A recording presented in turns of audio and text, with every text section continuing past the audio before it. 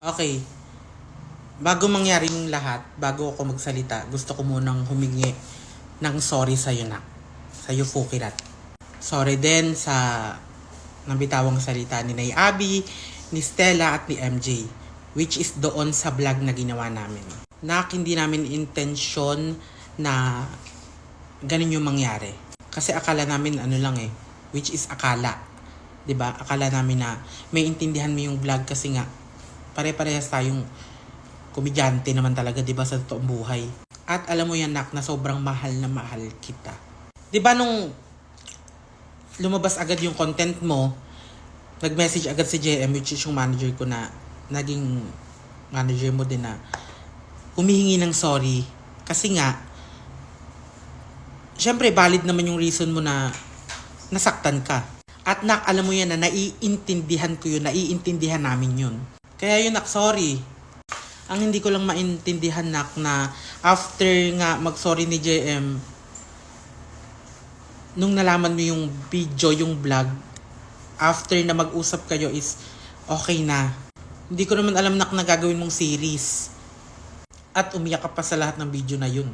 Hindi ko alam na kung nasasaktan ka pa ba talaga or ini-enjoy mo na yung mga hate ng tao sa akin. Kasi Nak, parang sa kwento mo parang wala ba akong nagawang mabuti sa'yo, Nak? Yung mga sinasabi na hindi pinagtanggol, nakita nyo ba yung reaction ko? 'Di ba? At saka ito yung hindi alam ng mga tao na after nung vlog, sinabi ko sa kanila na si Fukirat, ano yan, nag-group yan kasi bata. Which is, yun nga yung lagi mong sinasabi, 'di ba? Na bata ka pa nga, yung character development mo. Which is, natutuwa kami dun. Sinabi ni Stella yun, di ba? Sinabi niya na natutuwa siya kasi kahit binabash ka, napatunayan mo. Which is, totoo yun. Sinabi ko pa doon na proud ako sa'yo. Kasi nga, proud ako sa'yo na di ba, napag-uusapan na natin yung passport mo dati. Ngayon, nakapag-Hong Kong ka na. Si Stella na rin mismo nagsabi sa akin na gusto ko niyang ma-meet. Gusto niya mag-vlog together with you kasi nga nakakwento kita sa kanila. At hindi lang ikaw, Nak, ang dami yung buong Timbar Dagulan niya kinukwento ko Nak, alam mo yung kung paano kita minahal at pinahalagahan. Nak, alam mo yun na totoo lahat ng pinakita ko sa'yo. Nak, mahal kita at alam mo yan. Sorry, nanginginig ako kasi hindi ko naman kasi talaga, hindi ganito yung mga content ko at grabe. At alam mo na kung gaano kita ipagtanggol kahit walang camera. From the start, Nak, from the start hanggang ngayon, alam mo yan. Yung sinasabi mo, Nak, na ito, i-clear ko lang ha, yung sinasabi mo na ngayon lalaban na ako, I kept my mouth for too long. Nak, alam mo kung ano yung mga reason nun. Alam mo kung bakit hindi kami galit. Sinabi mo kasi, di ba, na parang merong sa statement mo na parang, hindi ako galit kay QD, hindi ko alam sa kanya. Nak, alam mo na hindi ako galit sa'yo. Nagtatampo ako sa'yo. Alam mo kung bakit. Nak, biruin mo. Hindi, di ba? Tumira ka dito sa amin. Okay, alam mo yan.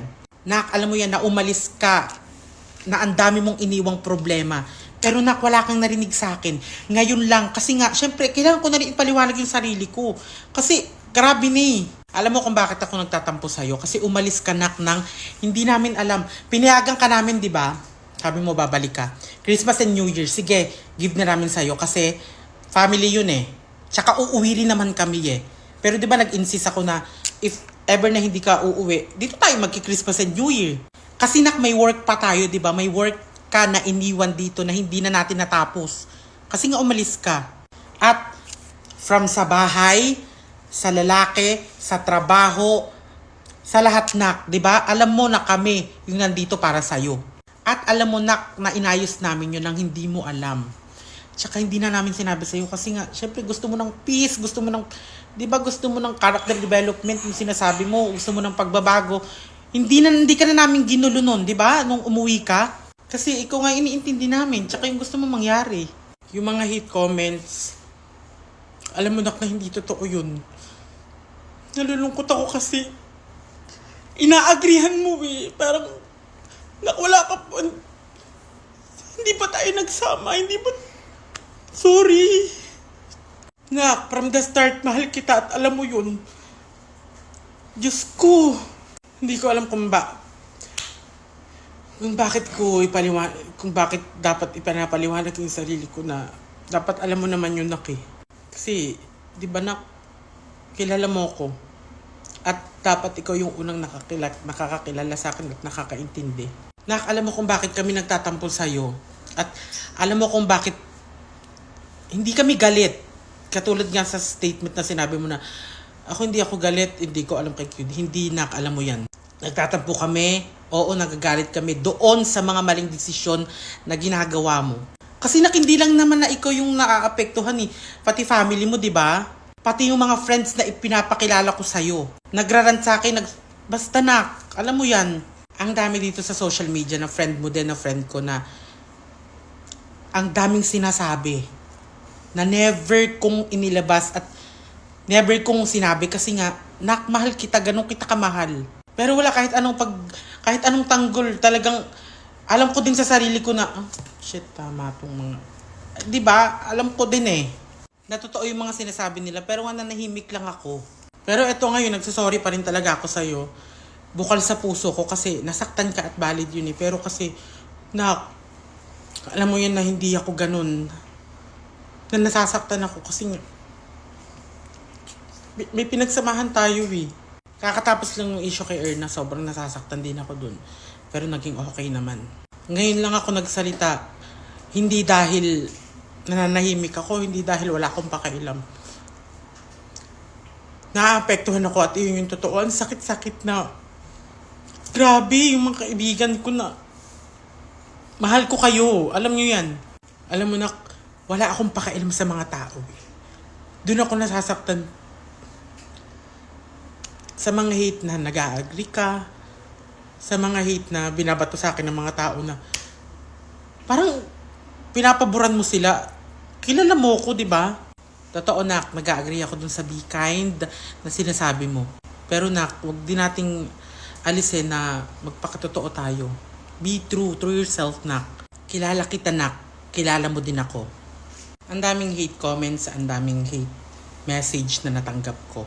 Dead ma ako dun kasi wala naman talaga akong pakialam sa bashers. Ang pinupoint ko dito is tayong dalawa. Which is, I sincerely apologize dun sa nangyari. Pero hindi yun yung intention ng vlog. Since baklaan lang talaga yun at nagkakasama tayo before, kala ko maintindihan mo. Si Stella nga sinagot si Lenny Robredo. To end this video, gusto ko lang din talaga maayos to ng sobrang okay. Kasi alam mo naman, di ba na, at alam ng mga tayo nang ayoko ng ganito. Gusto kitang kausapin after nito siguro. Yun. Thank you sa friendship na nabuo natin. Mahal kita. Alam mo yan. Again, Nak, sobrang nagsasorry ako sa sinabi ni Stella, ni Nay Abby, ni MJ. Ako na din, sorry. Sa nasabi naming 5. Alam mo na mahal kita. So, yun lang.